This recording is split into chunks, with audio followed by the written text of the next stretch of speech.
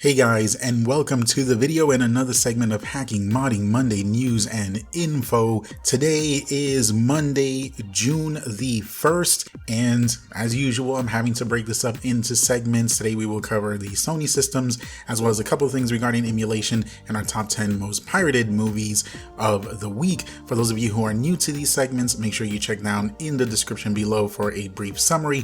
But basically, I just go over some of the things that have gone down during the past week in the hacking, modding, homebrew, and pirate scenes that I think the subscribers and viewers of the channel would either find helpful, useful, informative, or just entertaining. Alright, tomorrow we'll take care of the Nintendo systems and whatever miscellaneous stuff may pop up today. Let's go ahead and get started.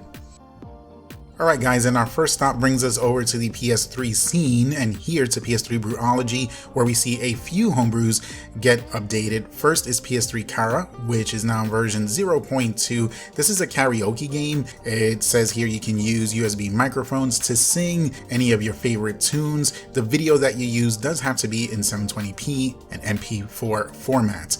Next is an update to Mana Guns.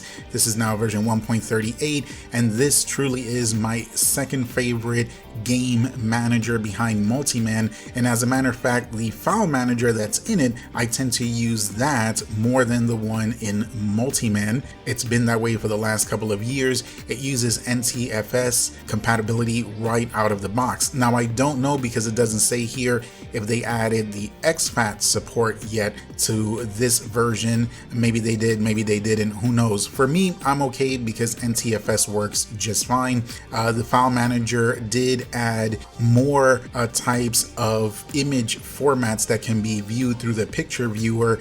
They added support for 4.86 and a few other things. Next, we have an update to Webman Mod, and the number has finally changed. We've seen over the past month, this has been updated a few times, but the number never got updated. Finally, it's on 1.47.28 instead of 0.27 where it was for a long time. You can click on the GitHub repository link here, which will bring you here, and you can check out the updates that have been done in this version. Basically, it's just a couple. The main one here is a new menu option called Reload My Games Plus XMB. It does require the Reload XMB package to be installed. I really don't know what that's about, and of course it doesn't say anything about what this does, but we'll have to, I guess, find out for ourselves. Anyway, that's the main thing that's been done in this one.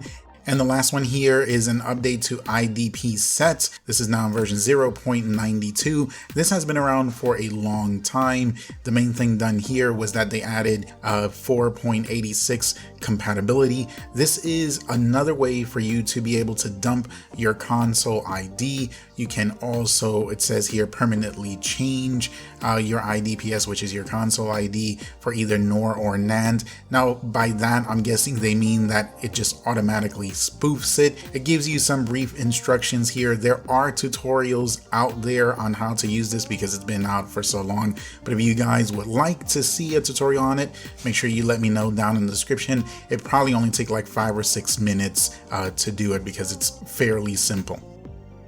Alright, now we're going to head on over to the PS4 scene, and a PS4 Hen gets updated. This one is PS4 Hen VTX, now on 2.1.4. This is a fork of Sistro's PS4 Hen VTX. This one, I'm assuming, adds the save data mounting patches. I mean, it doesn't say anything there, so you're just left to guess. But they also made some small fixes as well. The bin payload package is right here at the bottom. Next, we have an update to PS4, which is an exploit host menu for those of you who have a PS4 on 5.05. This is something that we've talked about before in the past. This is definitely one of the best host menus that are out there for sure, hands down. There's different ways that you can use this, and here you can see the list. You can install from a USB, you can install this from a PC, from an ESP device, or from an Android device. So you can select the one you want to use from here. There's a tutorial video down at the bottom. In this latest update, they updated the hen to the latest one that we just covered. They also added an auto hen feature. They updated one of the GTA menus, as well as fixed an issue with FTP. And lastly, for the PS4 is an update to Chiaki, which is an open source PS4 remote play client. This is for use with Linux, FreeBSD, OpenBSD, Android, macOS, and Windows. We've covered this in the past, like we have with so many other things that we cover here on a weekly basis. You can check here for the features, the installation instructions, go over to the releases as usual to grab the file that best suits your needs, and you can check out the updates that have been done in this version here as well. And next we move on to the PS2. That's right, the PS2 scene still alive. It gets homebrew updates and some new homebrews that come out every now and then. Not of course as much as before, but still it's not completely been abandoned. Here we see an update to RetroArch. Now this is RetroArch 1.8.8, which is, as of the making of this video, current. This version here is a big update to the PS2 because it utilizes a new PS Tool SDK toolchain, which adds some big performance improvements over the previous version. So if you still have that old console laying around and you fire it up every now and then, and you like to use RetroArch on it, then by all means make sure you grab this latest update. You can get it right from the RetroArch site itself and download it straight from there. And since we're talking about RetroArch, let's go ahead and just slide right in to the emulation scene with the latest version of RetroArch, which is now 1.8.8. As it's usually the case with these RetroArch updates, there's way too much stuff here to cover. I'll leave a link in the description and you can come check it out when you have time.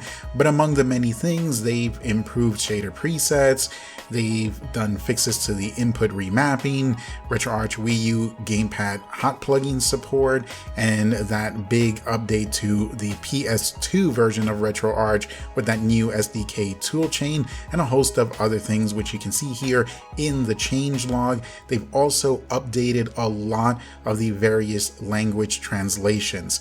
When you are ready to try it out, get this latest version, come to the downloads and you'll see here just a host of different platforms that this is available on, and they are plentiful.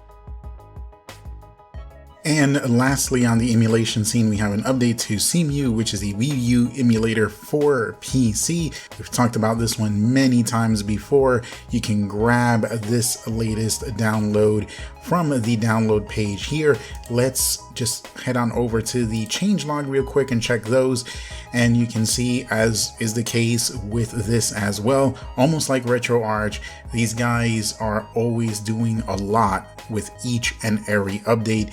You can definitely see the love and the passion for what they do come through in all of these updates. That's why this is the hands down best Wii U emulator out there.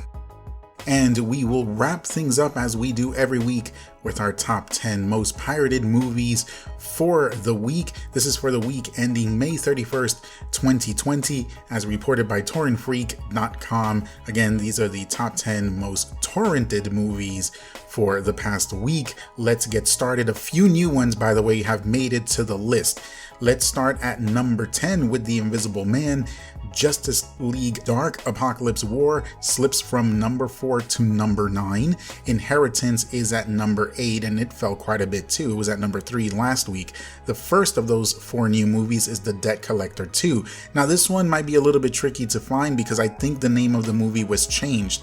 I tried looking for the debt collector 2 and it wouldn't come up. What came up was debt collectors. So it seems like it's been changed to that, unless this is a typo or something.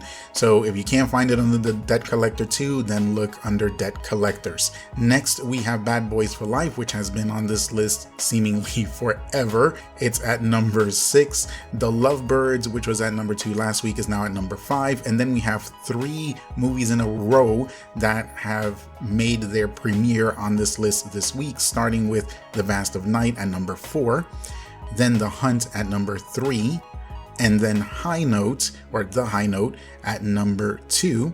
And holding the top spot for the 3rd week in a row is Scoob, the Scooby-Doo animated movie. The top 3 movies here with the highest IMDb rating, that would be Justice League Dark with an 8.1, and then we have a tie with Bad Boys for Life and The Invisible Man at 7.1, and right after that we have The Vast of Night with a 6.8. And that is going to do it for today, guys. Don't forget to tune in to part 2 tomorrow, where we will cover the Nintendo systems and maybe any other miscellaneous stuff that may have popped up today. We will also cover the newly released Cosmos clone Deep Sea in the video as well. You know, I appreciate you watching, and if you found anything here informative, useful, helpful, entertaining, or you just want to throw some love or appreciation at the channel, the best way to do any of that stuff and to keep me motivated to keep bringing you content is just to squish the F out of that like button. Be careful out there, guys. Make sure you're safe. Much love going out to everyone. Take care of each other, but have fun, and we will see you on the next one.